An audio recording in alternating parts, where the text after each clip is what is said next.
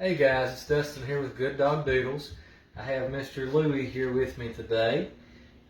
We thought we'd make a real quick video on how to brush and maintain a Goldendoodle's hair. It's a question that we get a lot, and it's probably one of the most important things to have a good grasp on in dealing with this breed, because they do have a lot of hair, and keeping that hair in good shape is super important. So Louie's a puppy. He's almost 8 weeks old. Puppy hair is a lot different than adult hair, and this puppy's hair is a lot finer than their mature coat will be. But this is the way that this is just a regular straight comb. That's the end of what you want to do to an adult dog, but you want to make sure it'll pass right through, which it does on Louie because he has that real fine hair. So the key to this is something called line brushing, and you're not going to be able to do this on a dog straight off usually, but like I said, the puppy hair is a little different. So you want to start somewhere at a point, and you want to separate that hair so you can see it, and you want to be able to comb. You can see we actually have skin. Comb down that line, and then you want to take your brush, move it over, and comb just a little bit more. And do that all the way down an area. I like to go front to back, all the way through with the strip about 4 or 5 inches. Flip it over, a little spot, flip it over, and that's called line brushing. That is what you want to do. A lot of times people will take their dogs to the groomer and they'll think they're doing an awesome job brushing their dogs, and they will brush the top of the hair. And the top of the hair will look nice and fluffy and it'll look really good. But the groomer goes to try to cut the dog's hair and put that guard or that blade down on that dog's skin, and they can't even get that through there because there's mats under the hair. And that's the biggest mistake people make. They don't actually comb the hair all the way at the base of the hair, so at the root of the hair. So you want to make sure that you line brush the whole dog from front to back. Now, I'm going to grab Annie real quick because, like I said, puppy hair. But even this puppy and the hair on Louie, I mean, it's perfect. But still, you can't pass this comb easily just through him. And it's also painful for the dog if you try to not just line brush them and take a little bit at a time. So I'm going to grab Annie here. Annie has very curly hair. There are a lot of different hair types on Doodles, and we will talk about that another day.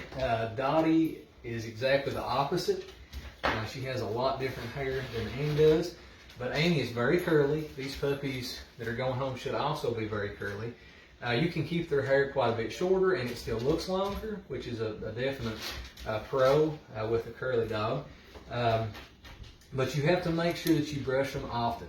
Now, there's people that swear that they brush their dogs every day, and that's the only way to go. Some people every week, some people even less often than that. And it's kind of like maintenance on anything. You pay for it if you don't do it consistently. And when a Doodle's hair actually mats, you will definitely pay for it, because it'll take you forever to get the mats out of their hair, and it's painful for the dog. So Annie's hair is in pretty good shape right now, but just as a demonstration, this comb, which is the straight comb, which is the last step, I can't pass the straight comb through her anywhere, and she's not mad at all. So we use several different types of brushes for this. I like to start out with a pin comb, and this is a plastic one.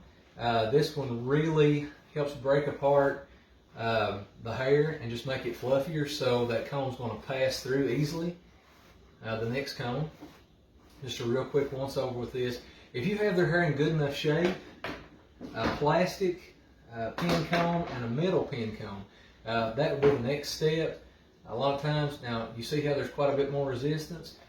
I'm not hurting her, but you can tell by the way she's acting. She's not minding me doing it, and you're not going to hurt them too bad unless you just try to jerk out a mat. So this is just breaking all this loose hair off, and I'm already getting some in here. They don't shed, but that hair, when it does get tangled, needs to come out of there. So brush her a little while like that. You see I've got some hair there. Now the next thing that we use a lot of times is called a slicker brush. A slicker brush, you want to stick the brush down in and flick the wrist.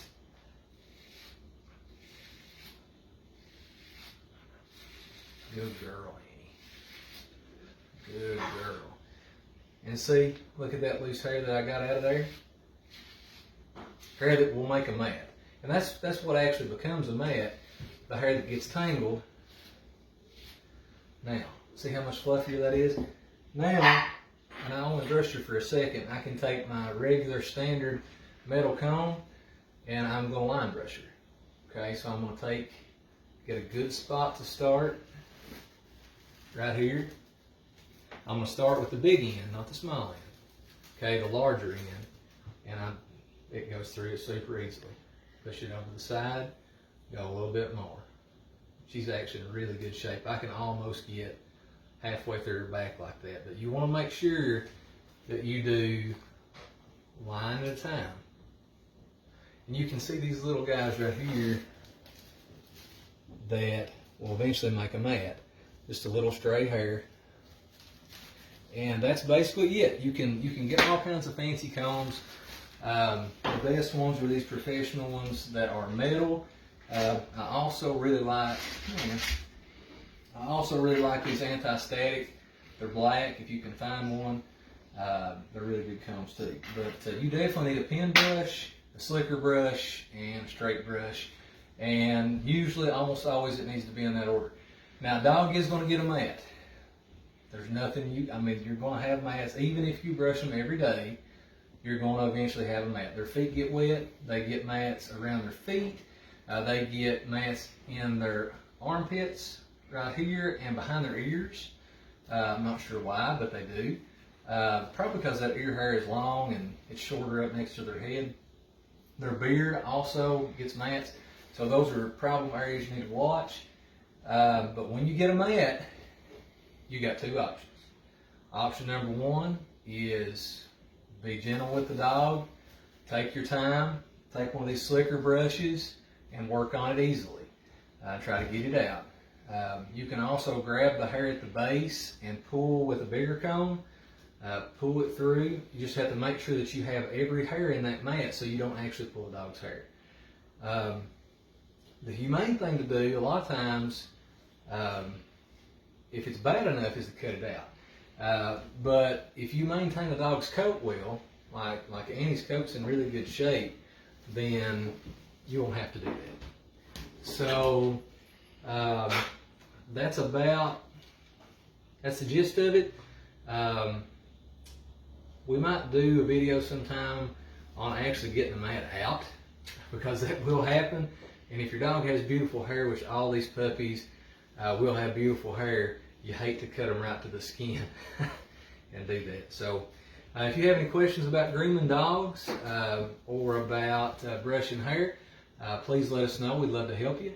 And that is just the basics on brushing a Goldendoodle.